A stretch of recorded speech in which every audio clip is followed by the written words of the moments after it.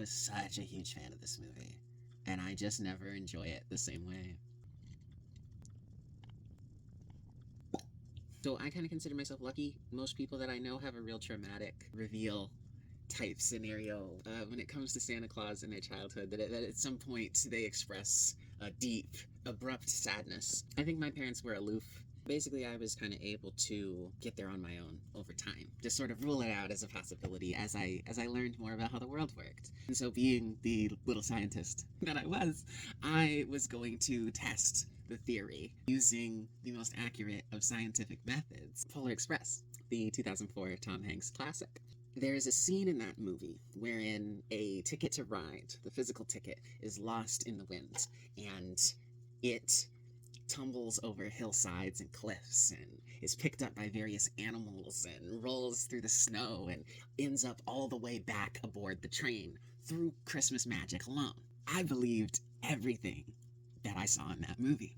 So I knew for a fact that if I was to write a letter to Santa Claus and cast this letter into the wind, it was going to get to Santa.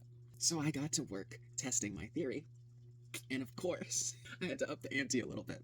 Admittedly, the test that I gave the guy was difficult. In the letter, I informed Santa that my goal here was to prove his existence and have physical proof that I could show to kids at school. So the task, the feat that I was asking of the man was that I was going to tear up this letter to shreds, throw those shreds into the wind. Santa would use his Christmas magic to collect those shreds, bring them to the workshop, tape or glue the letter back together, and mail me this letter. So that was the goal, okay? I, to the best of my ability, performed the experiment. I grew up in a desert.